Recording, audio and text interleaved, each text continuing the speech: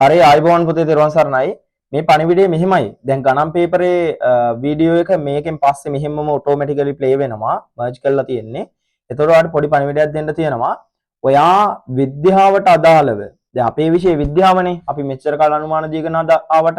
ඒක විද්‍යාවට අදාළව අන්තිම ඔන්ලයින් විදිහට අපි තියන්න ප්ලෑන් කරගෙන ඉන්නවා. සියලු පාඩම් වල විශේෂ තැන් ආවරණය කරන වැඩසටහනක්. ඒකට ජොයින් වෙන්න මෙන්න මේ නම්බරයට WhatsApp message එකක් දාන්න. 076යි 265යි 72යි 77. 076යි 265යි 72යි 77. ඔයාගේ ඉස්කෝලේ දාන්න, ඔයාගේ නම දාන්න, ඔයාගේ ප්‍රදේශය දාන්න. ඒක දාපු ගමන් ඒකට ජොයින් වෙයි. හරි අපි දැන් ගණන් වීඩියෝ එකට යමු. මෙහිම කාරණයක් තියෙන්නේ ගණන් අනා ගන්න යන්න එපා.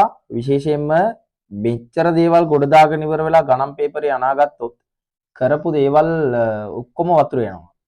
ඒ හින්දා මේ වීඩියෝ එක දාන්න පොඩ්ඩක් පරක් වෙනවා. වීඩියෝ එක දාන්න පරක් වෙන්න හේතුව සෙනසුරාදා ඉරිදා කියන්නේ පොඩ්ඩක් බිසි දවස්. එහෙනම් මේකෙදි මගේ බලාපොරොත්තු හුඟක් වෙලාවට ෆේල් මට්ටමේ එකේ ගොඩ දාන්න, ඒ වගේම යම් සාමාර්ථක ඉන්න කෙනෙක්ගේ ලෙවල් එක අප් කරන්න. එහෙනම් ඔයා මේ දැන් ගණන් පාඩම් කරන්න නෙමෙයි තියෙන්නේ. විශේෂම දේ ගණන් හදන්න තියෙන්නේ. ඒ හින්දා පුතේ මේ ගණන් හදද්දී දෙන්න මේ ටික අවධානයට යොමු කරන්න. පොඩ්ඩක් අද නයිට් එකක් ගැහුවට කමක් නැහැ. හරිද? නයිට් එකක් ගැහුවට කමක් නැහැ කියන්නේ ගණන් පේපරේට කලින් දවසේ පොඩ්ඩක් වැඩියෙන් මහන්සි වෙලානේ කෝපි කෝප්පයක් එහෙම හදාගෙන ගණන් හැදුවට කමක් නැහැ. එහෙනම් දෙන්න මේ ගණන් ටික විශේෂයෙන්ම හදන්න පටන් ගන්න. විශේෂයෙන් ඔයාගේ ගණන් පේපර් දෙකක් එනවා. මම මේ පේපර් දෙකේ වැඩපිළිවෙල මුලින් කියලා ඉන්නම්. ඔයාගේ පේපර් දෙකේ විශේෂයෙන් හෙට දවසේ තියෙන ගණන් පේපරේට සූදානම් වෙලා ගියේ නැත්තම් උගාක් ඇහෙන කතාවක් වෙයි. ගිය අවුරුද්ද පේපරේටත් කලින් මම කිව්වා සර් ගණන් හදාගෙන යද්දි වෙලා මදි වුණා. වෙලා මදි වුණයි කියන කතාව හෙට දවසේ නැති කරගන්න ඕනේ පළවෙනියෙන්. වෙලා මදි වෙන්නේ මේ ප්ලෑන් එකට ගියොත්. මොකද්ද ප්ලෑන් එක? මම මේ ප්ලෑන් එක ඔයාලට කියන්නම්. පළවෙනි පේපරේ තියෙන්නේ. පළවෙනි පේපරේ කෙටි ප්‍රශ්න 25 තියෙන්නේ. අන්න ওই 25න් එකට විනාඩි 2 ගානේ දැම්මොත් ඔතෙන්ට යනවා විනාඩි 50. ඊට පස්සේ ඒකේ තියෙන ඊගාව කොටසේ ප්‍රශ්න පහට විනාඩි 10 ගානේ දැම්මොත් එතන විනාඩි 50ක් යනවා. එතකොට සම්පූර්ණ විනාඩි ගාන ඔයාට එනවා විනාඩි 100ක් විදිහට. විනාඩි 100යි ඔයාට ලැබෙනවා විනාඩි 120ක්. පැය දෙකක් කියන්නේ. එතකොට ඔයාට විනාඩි 20ක කාලයක් ඉතුරු වෙනවා නැවත අවධානය යොමු කරන්න. හිතන්න ඔය විනාඩි දෙකෙන් හදාගන්න බැරි වුණොත් ප්‍රශ්නයක් මොකද කරන්නේ? දැන් ඔයා විනාඩි දෙකක් යොමු කරනවා පළවෙනි ප්‍රශ්නෙට. එතකොට ඒක හදාගන්න බැරි වුණොත් විනාඩි දෙක ඇතුළතත් ඊගා ප්‍රශ්නෙට එන්න. සමහර විට ඒක ඔයාට විනාඩියෙන් කරන්න පුළුවන් වෙයි. එතකොට ඊගාව එකට අර ඇරියස් එකක් තියෙන්නේ නැතුව වෙලාව ඉතුරු වෙනවා. පැහැදිලිද? එතන ඒක ටයිම් මැනේජ්මන්ට් කරගන්න ෆස්ට් පේපර් එකට අදාළව ඔහොම. සෙකන්ඩ් පේපර් එකේ ඔයාට තියෙනවා කොටස් දෙකක් A කොටසයි B කොටසයි. සෙකන්ඩ් එකේ A කොටසේ ප්‍රශ්න 6න් 5ක් ලියන්න ඕනේ. ඊට පස්සේ B කොටසේ ප්‍රශ්න 6න් 5ක් ලියන්න ඕනේ. ඔවට විනාඩි 15 ගානේ දැම්මොත් ඔයාට විනාඩි 150ක් යනවා. සමස්ත විනාඩි 180යි. ඒ 180න් 150ක් ගියපුවාම පැය භාගයක් ඉතුරු වෙනවා. ඒක ඇනලයිස් පාරක් දාගන්න. පැහැදිලිද? එහෙනම් මට ඇහෙන්න බෑමයි දරුවන්ගෙන් හෙට දවසේ මොකද්ද? ගණන් පේපරේට වෙලා මදි වුණා කියන කාරණේ ඇහෙන්න බෑ. එහෙනම් හේතුව පොඩ්ඩක් ඉතින් සාමාන්‍යයෙන් බුද්ධ ආගම පේපරේ ඉඳන් මතකනේ පොඩ්ඩක් වෙලා මදි වෙන ටයිප් එකක් තිබ්බා. ඒක ඇත්ත කතාවක් අපි පිළිගමුකෝ. එහෙනම් මේකට වෙලා මදි කරගන්න එපා. හරිද? පළවෙනි පේපර් එකේ ඒ කොටස. ඒ කොටසේ පුතා ජ්‍යාමිතියෙන් ප්‍රශ්න 8ක් එනවා. ජ්‍යාමිතියෙන් ප්‍රශ්න 8ක් එනවා. ජ්‍යාමිතිය නිතර නිතර කියවෙනවා. ඒ හින්දා ගොඩ දාන්න ඕනේ ජ්‍යාමිතිය ටික. හරිද? ඊට පස්සේ මිනිස් දින ඔය ප්‍රතිලෝම සමානුපාත එතකොට මිනිස් දින පැත්තෙන් අවධානම තියෙනවා.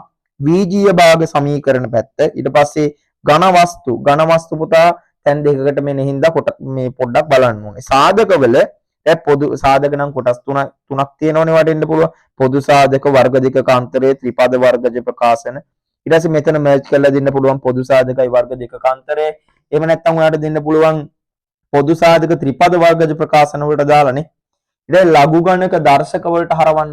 දර්ශක ලඝු ගණක වලට හරවන්න. ඔන්න ඔය පැත්තට පොඩ්ඩක් පාදක වෙන්න පුළුවන්. ත්‍රිකෝණමිතිය පැත්තෙන් ගත්තොත් ඕකේ sin cos tan. එහෙම නැත්නම් පයිතගරස් නේ. ඒ හින්දා ඔය මම කියන ටික මෙච්චරයි කරන්න තියෙන්නේ. ඔයා ගන්න පහුගිය විභාග ප්‍රශ්න ටික 16 ඉඳන් 24 25ට ගන්න බැයි නම් ඔයා ගන්න 20 ඉඳන් ගත්තත් කමක් නැහැ. පහුගිය විභාග ප්‍රශ්න 5ක් ගත්තත් කමක් නැහැ. මෙහෙම කරන්න. එකින් එක පේපර් එක කරගෙන යන්න. හිතන්නකෝ පළවෙනි පේපර් එක ගත්තා කියලා. පළවෙනි පේපර් එකේ ක්‍රෙඩිට් ප්‍රශ්න 25 කරගෙන යද්දී ඊගාවට ගන්නවා 17 එක. හරිද? නැත්තම් 24 25 අරගෙන 23 24ත් එක්ක සංසන්දනය කරලා බලන්න. ඊට පස්සේ මෙහෙම සංසන්දනය කරගෙන යද්දී ඔයාට ලැබෙයි අනිවාර්යෙන්ම එනමයි කියලා ප්‍රශ්න ටික. අනිවාර්යෙන්ම එනමයි කියලා ප්‍රශ්න ටිකක් ලැබෙයි. ඔය මේ මුල් ටිකේ. පැහැදිලි ඔය සෙමි ස්ට්‍රක්චර් මාදිලිය වගේනේ ඉන්නේ ඔගේ. ඒ හින්දා අන්න ඒ ටික පොඩ්ඩක් ෆලෝ කරන්න. විශේෂයෙන් ඔයාට අයිති ඊට පස්සේ කියනවා පරිමාව නේ. පරිමාව සම්භාවිතාව පැත්ත. දැන් මේ කුලක පුතා කුලක නම් දෙන්න පුළුවන් අඳුරු කරලා ඉවර වෙලා අංකණයෙන් දෙන්න පුළුවන් වෙන්න එක. ඊට පස්සේ ඔයාට වචනෙන් දීලා ජනන ස්වරූපයෙන් ගන්න දෙන්න පුළුවන්. ඊට පස්සේ අවයව ස්වරූපයෙන් දීලා වෙන් රූප සටහනට කරන්න දෙන්න පුළුවන්. ඊට වීජීය ප්‍රකාශන පැත්ත ගුණෝත්තර සමාන්තර ශ්‍රේණිය වල සූත්‍ර බලන් යන්න. ඊට පස්සේ කුඩා පොදු ගුණාකාරය කොහොමද බලන්න වෙනවනේ. ඊට පස්සේ ඒකේ දෙන්න පුළුවන් කුඩා පොදු ගුණාකාරයේ වීජීය ප්‍රකාශනනේ වීජීය පදාකාරයෙන් දෙන්න පුළුවන්. ඊට පස්සේ සිලින්ඩරය ඒ පරිමිතියත් එක්ක මර්ජ් කරලා දෙන්න පුළුවන්. ඊට පස්සේ y සමානයි mx ධන c y සමානයි mx ආකාරය. හරිද? එතකොට මේ ඒ ටික පොඩ්ඩක් ඔය කොටසට අදාළව බලන්න.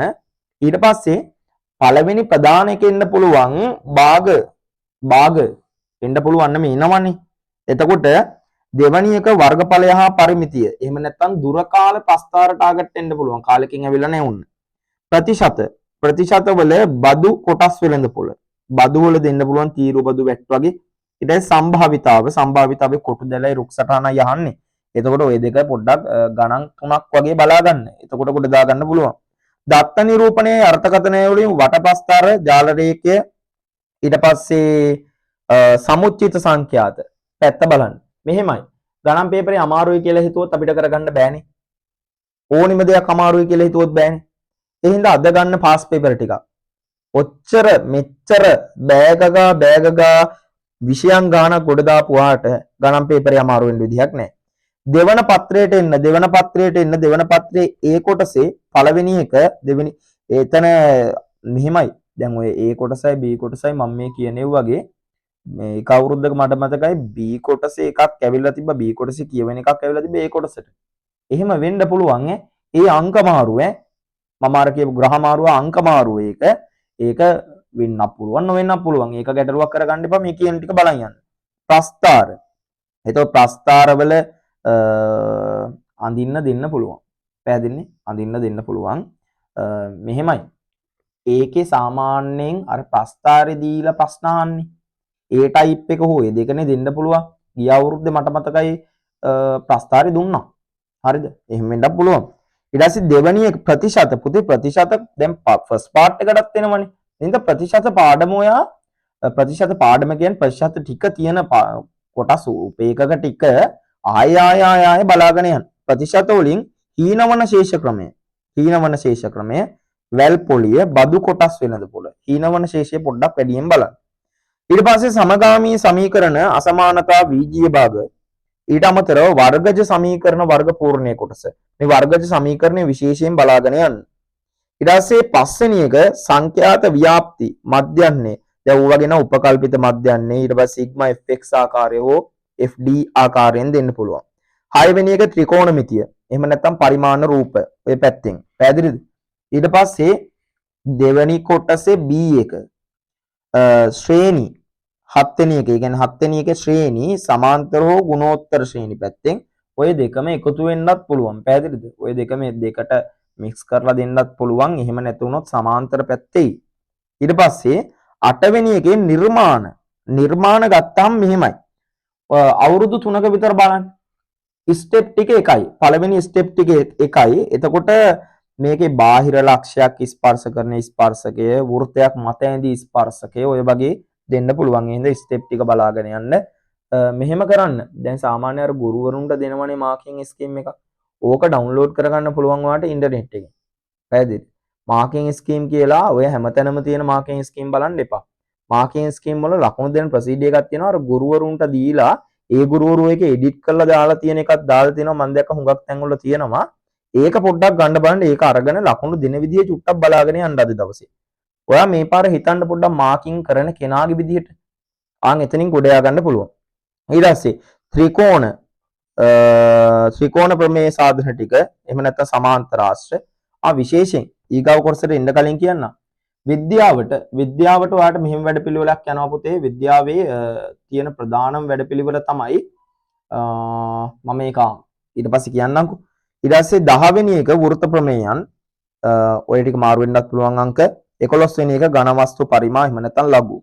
ඊට පස්සේ අනිවාර්යෙන් කුලක මම කුලක පළවෙනි කොටසට කිව්වා කුලක අනිවාර්යෙන් බැලුවිය යුතුයි ඈ අනිවාර්යෙන් තරු මාත්‍රිකා කුලක හොඳට බලන්න ප්‍රමේයයන් නම් 42යි නේ තියෙන්නේ ඔය ටික ආය බලාගෙන ගියපුවාම ඊට අදාළව මම කියපු අර ගුරුවරුන්ට දීලා තියෙන මාකින් ස්කීම් එකේ ගන්න ස්ටෙප් ටික බලාපුවාම ඔයාලට ගොඩ දා ගන්න පුළුවන් ඊට පස්සේ පරිමාව පැත්තෙන් ඔය කේතුව සිලින්ඩරය ගෝලයනේ කේතුව පැත්ත පොඩ්ඩක් බලන්න ඊට පස්සේ ලඝු ව්‍යුති හරි මෙහෙමයි කරන්න තියෙන්නේ මම ඔයිට අදාළව කියන්නම් මම දැන් වැඩපිළිවෙල වලට කිව්වා වෙලාව වෙන් කරගන්න විදිය කිව්වා දැන් අද වැඩියෙන් බැලවෙන්න ඕනි පාඩම් ටිකක් කිව්වා ඊට අමතරව කරන්න මම වැඩපිළිවෙලක් දීලා තියෙන්නේ සනික පටස් දැන් වැඩපිළිවෙල පටන් ගන්න ඕනේ මොකද්ද වැඩපිළිවෙල ඉක්මන් කරලා ගත්ත පාස් පේපර් ටික තියාගත්ත ඔය කොල්ල වනා ගන්න අන්තිම මොහොතේ අන්න එහෙම වනාගත්තා කරගෙන ගියා ඒ කරගෙන යන අතරේ මොනවා හරි ගැටලුවක් ආවොත් ඒකේ මාකින් ස්කීම් එක ෆලෝ කරන්න පුළුවන්